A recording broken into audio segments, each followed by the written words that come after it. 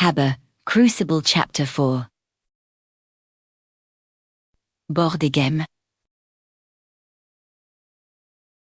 Under the scorching July sun, the Habur borderline shimmers, an oven of dust and heat. Soldiers, including the commander, stand sentinel, their faces etched with the harsh realities of exhaustion and hunger. Orlacan cannons swivel with a monotonous, lazy rhythm, their movements a stark contrast to the oppressive stillness. The commander glances at his watch, a silent, yearning anticipation for the call of dinner. The late afternoon sun stretches long, weary shadows across the desolate Habur border. Suddenly, a storm of gunfire erupts from the Iraqi side, sharp and insistent, tearing through the quiet air. The commander's eyes, once heavy with exhaustion, snap open, now ablaze with urgent alertness as whizzing sounds cut overhead. His gaze sweeps across his men, a command tearing from his lips.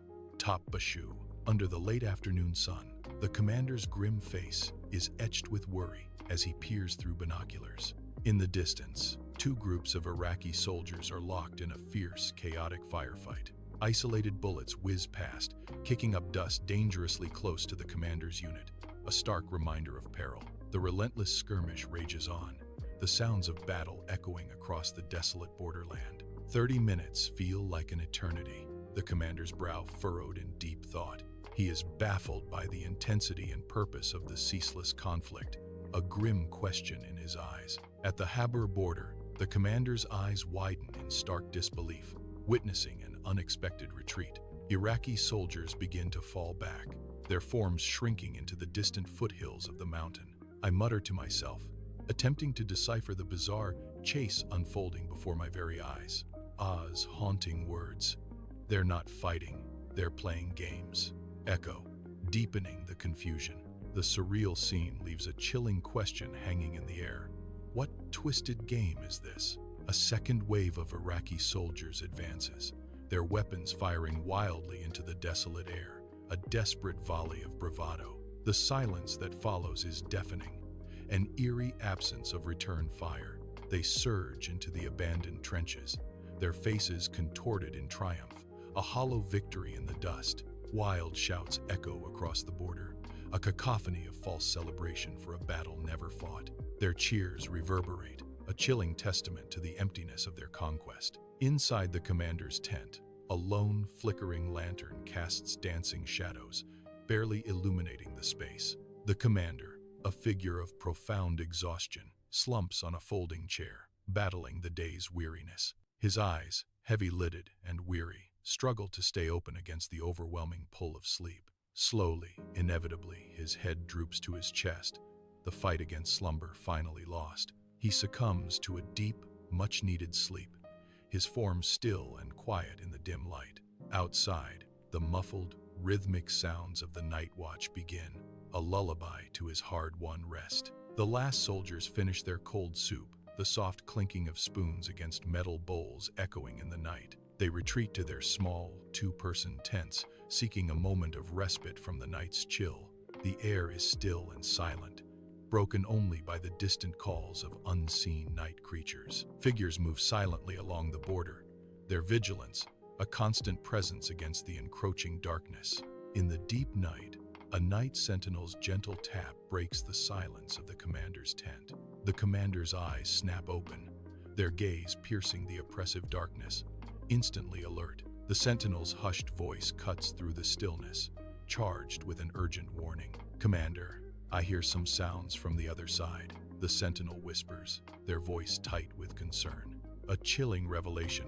"It sounds like they're approaching the borderline," the sentinel concludes, fear palpable. The commander bursts from his tent, his eyes straining against the impenetrable deep night. Chilling, undeniable sounds echo through the darkness, just as the sentinel described, raising the hair on his neck. A sudden thought ignites in his mind, the top-secret radar with night vision capabilities. He turns sharply to the sentinel, a desperate resolve etched on his face. His voice cuts through the night's silence. "Wake the radar operator, now." In the deep night, the radar tent hums to life, its screen casting an eerie green glow. The radar operator's finger points to the screen, highlighting a cluster of figures. Across the border, directly opposite Kapili village, 5 to 6 figures gather by the riverbank. Their forms are shadowy, obscured by the village houses and the encroaching darkness. The green light of the radar illuminates the operator's intent face, a silent alarm in the quiet night. A sense of foreboding hangs heavy in the air. The obscured figures a stark mystery. In the radar tent's dim glow, the commander and radar operator lean over a screen, faces illuminated by an eerie green light. The air, thick with stale coffee and humming machinery, amplifies the tension as they pore over the map. Their grim expressions betray the gravity of their discovery, fingers tracing paths on the glowing display. The commander's voice is low, resolute. Considering our previous intelligence, it's clear. Is bringing in smuggled goods. The radar operator confirms cigarettes, tea, and weapons, coming in from the other side, just as we suspected. Their eyes meet, a silent understanding passing between them as the weight of their findings settles in the room. The relentless sun glares down on the desolate Habur borderline, its heat shimmering off the parched earth. A lone messenger, a silhouette against the harsh light, approaches the border post with urgent purpose. He delivers a message, its contents unseen but clearly weighty, to the guards at the post. Inside the stark border office, receives the message, his expression unreadable as he absorbs its contents. Mere moments later, Aya's vehicle, a dark shape against the blinding sun, races towards the border post. The vehicle pulls up with a cloud of dust, a testament to the speed and urgency of Aya's arrival. The commander's tent, a cavernous space, is thick with an unspoken tension as steps inside. He approaches the commander with a measured stride, his posture steeped in respectful deference. Voice, a low rumble, breaks the silence. "You sent for me, Commander?" The commander, a glint in his eye, offers tea. His smile widens, a hint of something more in his words. "No sleeping pills in this brew, I assure you." Inside the commander's tent, the air crackles with unspoken tension as the commander fixes with an unwavering gaze. Shifts uncomfortably, a subtle nervous tick betraying his inner turmoil as he meets the commander's stare. The commander's voice cuts through the silence, direct and sharp. I won't beat around the bush. Tell me what happened last night." Ah's eyes dart away for a fleeting moment before he responds, feigning nonchalance. "Last night, Commander?" He continues, a forced calm in his voice. "I spent the day at the grocery store, then went home in the evening. Nothing out of the ordinary." Inside the stark commander's tent, the air crackles with an almost visible tension. The commander's gaze, unwavering, pins his voice a low, dangerous rumble filling the confined space. We agreed to be honest with each other. You're lying. We know everything that happened last night. If you don't tell me the truth, I'll report you to the gendarmerie commander for arms smuggling. You'll never get out of jail." Ah's face contorts, a mask of sudden panic as he lunges forward, his composure shattering. A desperate plea escapes his lips. "Stop, Commander. Don't do it. Don't report me to the gendarmerie." He clutches at the air, his voice cracking with urgency. "I'll tell you everything." The commander's gaze is unyielding, a chilling response. "I don't have much time. I'm waiting." Inside a dim tent, the air thick with dust and stale tea, weathered by sun and worry, gestures with a calloused hand. He rumbles about the government enlisting village guards, offering G1 rifles, weapons he clearly despises. Reveals the guards desire Kalashnikovs, and he has made arrangements to procure them from the other side. He confirms the men who arrived last night were delivering these very weapons, a dark secret now unveiled. Inside the commander's tent, the air hangs heavy with tension as the commander sits sternly at a makeshift table. Stands before him, eyes cast downward, a picture of submission. The commander's voice cuts through the silence, sharp and demanding. "How many came?" Ah's voice is barely a whisper. "Around 20. The commander's eyes narrow. I'm getting very angry. "I'm going to report you now." His voice rises. "Tell me the truth. My sentinel counted the weapons one by one last night." In the dimly lit tent, shifts nervously, his eyes darting around as he feigns innocence. The air crackles with tension as Ah tries to deflect the commander's accusations, a mask of deceit on his face. Ah's voice, laced with false calm, says, "Don't get angry, Commander. We don't talk numbers around here." The commander's gaze pierces Ah, his voice a low threat. "My sentinel counted them." His words hang heavy. "If you don't tell me the truth, I won't hesitate. I'll report you right now."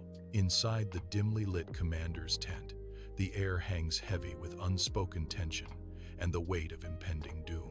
Ah, his face etched with defeat, leans against the canvas wall, his spirit visibly broken. He finally speaks, his voice a low, gravelly rumble, revealing a bitter truth. Ah confesses. 200 Kalashnikovs and 10 Bixi machine guns came from the other side last night. The commander's face hardens, the grim reality confirming his darkest suspicions. With a heavy heart, the commander declares, "That's what I thought. I have to report you, Ah."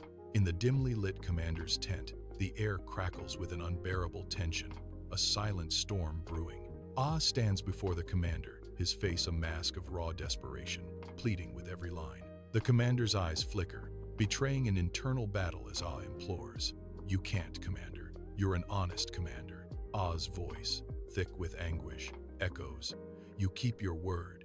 You gave me your word." In the dim light of his tent, the commander's eyes ignite with a flicker of a dangerous idea. He understands the universal desire for these weapons, even among his own loyal soldiers. A calculated plan begins to form in his mind, a way to secure the coveted arms for his unit. He turns to Ah, his face etched with a look of shrewd determination. His voice, low and compelling, carries a hidden agenda. "We don't have these weapons either." A chilling proposition hangs in the air. "We want them. How many will you give us?" Inside the commander's tent, Ah stands before him, a flicker of apprehension in his eyes, the air thick with tension. Ah's voice, laced with a hint of fear, suggests, "One of each." The commander's gaze hardens as he demands, "No, I want more." Ah's plea echoes through the tense tent, "Don't, Commander, you'll bankrupt me." The commander's voice cuts through the silence, "Let's make a deal. I want 10 Kalashnikovs and 2 Bixis." Inside the commander's tent, Ah pauses, a moment of hesitation before a decisive nod of agreement. The commander's eyes narrow, a dark flicker of suspicion still burning within their depths. He leans in, his voice dropping to a low, menacing interrogation. "Terrorists brought you these weapons, didn't they?" His words cut through the tension. "You know, collaborating with terrorists is a crime." In the dimly lit commander's tent, Ah's face is unreadable, as he dismisses the notion of terrorist involvement with a wave of his hand. He leans forward, a glint in his eye, revealing the battle was a ruse, a paid raid on Saddam Hussein's arms depot.